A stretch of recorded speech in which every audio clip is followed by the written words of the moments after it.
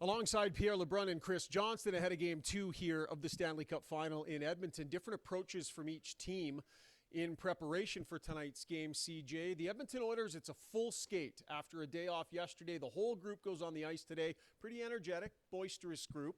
The Florida Panthers were not on the ice yesterday, and for a second straight day, the bulk of their group not on the ice.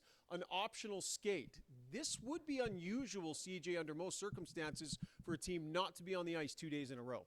It is, but what I will tell you is that the Panthers have done this earlier in the playoffs. Having covered them through the second round, I think that they're a team that gets a lot of leash from the coaching staff. Obviously, veteran players, been through basically everything you can go through this time of year. So I have seen at various times in this playoffs where they have, basically had these skates be very optional and have some of their top guys not there.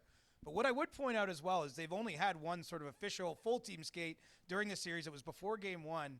And you didn't have Matthew Tkachuk or Sam Reinhart on the ice for that skate. And I think that's telling in terms of, at this time of year, we know that there's injuries on both sides and that a lot of players are managing various situations. But, in Tkachuk and Reinhart, you're talking about two of their best forwards, two of their most dangerous offensive players. And the fact that they may not be at 100%, I think, is a little bit of a tell there, just in how little we've seen them outside the games themselves. And I will say, GM Bill Zito and head coach Paul Maurice have a great feel for what they believe their team needs, not just in terms of practice time, but when they fly. They do that a little different than a lot of teams, really rely on their sports science people and so on. So I wouldn't read too much into that, except that it is different, as you guys pointed out.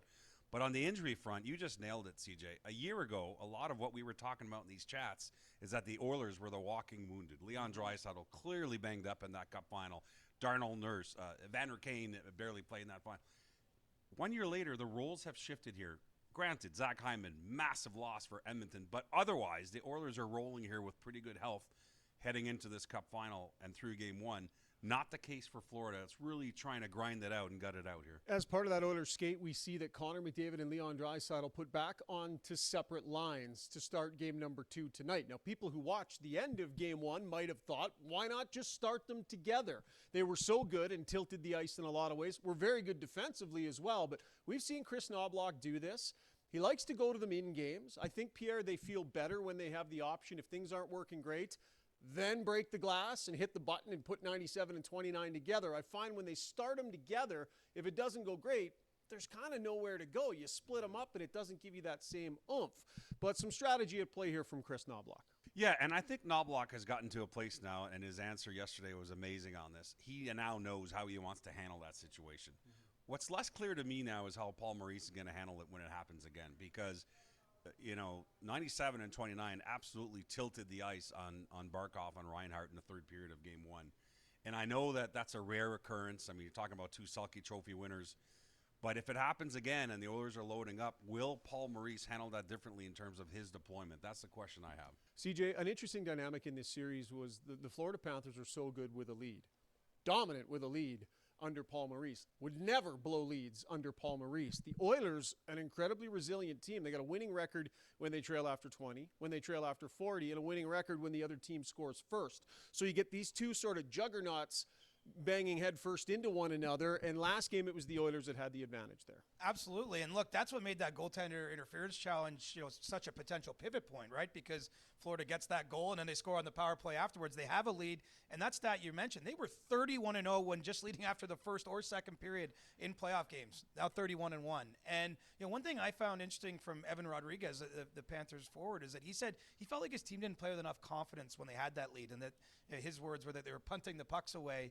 Maybe not holding on to them, making plays, and maybe just deferring a little bit in the game. And obviously Edmonton, as every team does when they're trailing in a playoff game, they push.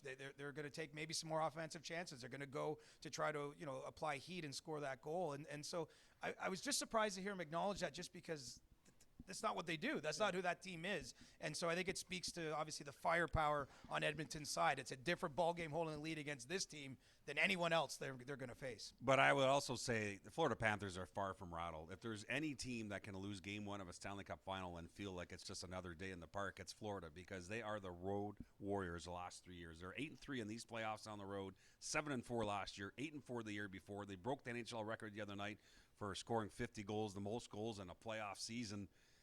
they're home away from home. And I'm telling you, I'm not saying the Panthers are obviously definitely going to tie this series tonight, but it's not because the stage is too big or because they're lacking confidence. Yeah, it's too early to call anything here. I mean, the Panthers are a team that were down 2-0 in a series earlier this year. We saw what the Oilers did down 3-0 in a series last year. Plenty to be determined here in the Stanley Cup final. Another story that we're following, Pierre, as we sort of veer away from the Cup final, is a coaching change coming in Dallas. I know you're following this story. Why do you think this happened? Well, it was certainly too much for, I think, Stars GM Jim Nill to ignore the comments after Game 5 of the Western Conference Final. And also, I believe, what he heard from players in exit meetings over the past week in terms of Pete DeBoer. And listen, a lot of this, too, is sometimes it just runs its course. Pete DeBoer was there 3 years. They've done a lot of winning, but they're knocking at the door. And this is a team that so desperately wants to get to that next level and win a Stanley Cup. So it also speaks to the pressure of the situation. But the bottom line is Jim Nill, I believe, could not ignore how the last few days of the season played out. So decides to fire Pete DeBoer. It was very difficult. The other thing is, because Pete DeBoer only had a year left in his deal, it put Jim Nill in a situation, I believe, where he's like, well, I don't really want him to enter next year on an expiring deal because that's going to be a story on its own. Right. So you either extend Pete DeBoer or you fire him, and we know what decision he made. So we'll see where it goes now. I believe that the Stars are looking for a young up-and-comer type coach, a long-term commitment here, as opposed to maybe going with the surefire veteran guy. We'll see how it plays out, but I think Alan Nasruddin, who coached the PK this year, briefly coached in Jersey Devils a few years ago, he will be an in-house candidate. Neil Graham, who coaches our HL team, will be an in-house candidate. But I also believe that Glenn Gulletson, who of course has coached the power play here for many years in Edmonton, to do tonight. Former Dallas Stars head coach, by the way. Jim Nill fired him, by the way, but I believe Glenn Gulletson will be a candidate for the Dallas Stars, and I believe Jay Woodcroft. It's all about the Oilers. Former Oilers coach will be a candidate, among others. But the bottom line is, I think the same way Jim Nill gave Jim Montgomery his first chance as an up-and-comer head coach in the NHL, I think that's what Jim Nill's looking to do, something similar here. If not first chance, certainly a guy that's ready for his second chance. And I'll say this on Gulletson. I've been surprised we haven't seen him get in the mix a little bit more these last few years. Obviously, the success of the Oilers power play, the way those players speak about him and what he's been able to do with them here in Edmonton. Maybe he's been hurt by the fact the Oilers are playing so deep into the spring every year because, when these coaching replacements get done, he's not available so much. It's not really a practice in hockey where you see guys interview well in a playoff run like you might see in the NFL, for example, when it comes to hiring coaches before the Super Bowl. So, I think Gulletson deserves a chance, and it'd be fascinating if he ends up back in Dallas. And regardless of how things ended for Pete DeBoer in Dallas, don't kid yourself. He's number one on the list now when there's a team panicking next fall about the way their season started. He has gone to the conference finals 6 of the last 7 years, been to 2 Stanley Cup finals. He's a serial winner. He will be top of list. How about the coaching carousel the last couple of off seasons, but this one in particular? Lots of faces and names coming and going. We'll see what happens in Dallas. Game 2 of the Cup final set to go here tonight. For the Insiders, Pierre Lebrun and Chris Johnson, I'm Ryan Rashog.